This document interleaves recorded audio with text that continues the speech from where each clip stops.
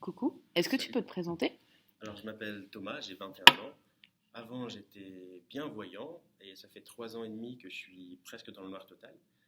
Et aujourd'hui, je suis accompagné d'un chien guide qui s'appelle Nino, qui m'accompagne 7 jours sur 7 et H24. Je m'appelle Agathe Marna, j'ai 23 ans.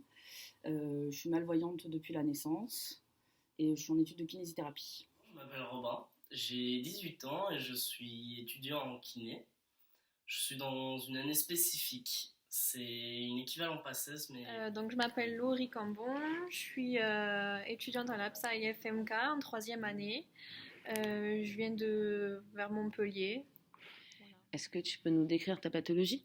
Alors, j'ai deux pathologies. J'ai une dysplasie oculo-dento-digitale, qu'on connaît plus sous le nom de DODD, même si elle n'est pas connue. Cette pathologie, pour faire simple, ça peut toucher les dents, les doigts, les yeux.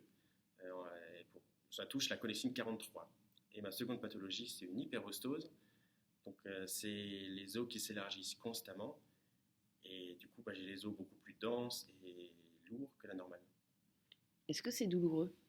Oui, alors moi, j'ai des maux de tête assez souvent.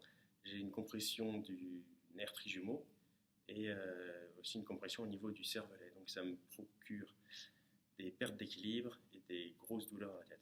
j'ai un glaucome de naissance. C'est une hypertension oculaire qui écrase le nerf optique derrière. Ça réduit le champ de vision et l'acuité visuelle. Alors, donc je suis albinos, donc c'est une maladie qui touche les yeux et la peau, donc oculocutanée. La plupart du temps, les gens voient les albinos comme ceux qui ont la peau toute blanche et les cheveux blancs, même couleur paille, et qui sont la plupart du temps des personnes noires qui ont la peau blanche. C'est pas toujours le cas. L'albinisme comme celui que j'ai, c'est une pathologie. Moi, j'ai l'albinisme de type 1A qui s'appelle yellow mutant. C'est des enfants qui naissent avec les cheveux blancs et les yeux rouges, mais qui, au fur et à mesure de l'enfance, ont les yeux qui deviennent bleus et les cheveux qui blondissent, ou même parfois qui deviennent un peu plus foncés et châtain clair. Pour les yeux, parfois, ils deviennent même orange. Ma pathologie, c'est la maladie de Stargardt. Je l'ai depuis l'âge de 16 ans à peu près. En gros, c'est une dégénérescence maculaire, donc au niveau de la rétine, et ça affecte la vision centrale. Donc c'est comme si je voyais un peu une tache au milieu de ma vision centrale. Donc de loin, j'y vois pas grand-chose et j'ai un dixième d'acuité visuelle. Et ce qui fait que du coup, je peux pas conduire. Mais bon, ça va. Est-ce qu'il y a un cliché qui t'agace dans la vie de tous les jours? Alors bien sûr, il y en a beaucoup, mais notamment un qu'on me dit souvent dans la rue et mes proches et autres que en étant handicapé visuel, j'ai quelque chose en plus. En plus, vu que je suis en études de kiné, on me dit que je serais sûrement un meilleur kiné que la plupart des valides. Et cette phrase n'est pas de moi, mais tout ce que je vois, c'est juste que j'ai quelque chose en moi, c'est tout. Le cliché qui m'agace le plus, je dirais que c'est surtout quand on me dit mais t'as pas de lunettes, c'est bizarre, et que du coup on regarde dans mes yeux comme ça pour voir si pour voir ma pathologie, alors que c'est ridicule vu que ça a la rétine, on peut pas voir ma rétine défectueuse entre guillemets. Voilà, je dirais que c'est plus ça. Moi, ce que je pourrais dire, c'est que la plupart du temps, quand je dis que je suis albinos, les gens me disent oui, mais t'es pas noir. Bah non, je suis pas noir, j'ai pas les cheveux blancs, j'ai pas les yeux rouges, mais je suis albinos quand même. C'est pas un cliché, c'est plus euh, les barrières qu'il y a entre voyants et malvoyants, et même entre tous les autres types d'handicap. Mhm.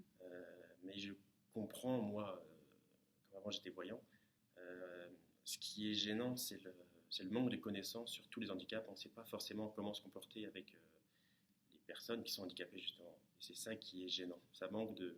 On manque de sensibilité. Est-ce que tu as un mot pour la fin? Ouais, ce serait de dire que le handicap, c'est pas une fatalité, qu'il y a toujours pire que soi dans la vie et que ça peut arriver à tout le monde, mais il faut s'accepter comme on est et voilà, et profiter de la vie. C'est un message où au moins ouvrir les yeux à certains, c'est que nous, on vient pas vers vous, tout simplement parce qu'on vous voit pas. Donc, c'est pas parce qu'on n'a pas envie de venir vous voir, c'est parce qu'on sait pas que vous êtes là. Alors venez et on vous accueillera. Je voudrais juste dire que il y a beaucoup plus de personnes malvoyantes et non-voyantes que ce qu'on pourrait croire. La plupart du temps, ça ne se voit pas. Et nous, on a un handicap. Il y a beaucoup d'autres handicaps comme par exemple la dyslexie qui ne se voit pas non plus. Et je pense qu'il faut accepter tous les handicaps tels qu'ils sont et s'ouvrir aux autres. Voilà. Alors, on n'a jamais mangé personne, que ce soit nous les malvoyants ou les autres personnes en situation de handicap. Et on serait même, pour la plupart, je pense, plutôt heureux de pouvoir parler avec des personnes sans handicap. Et du coup, lancez-vous.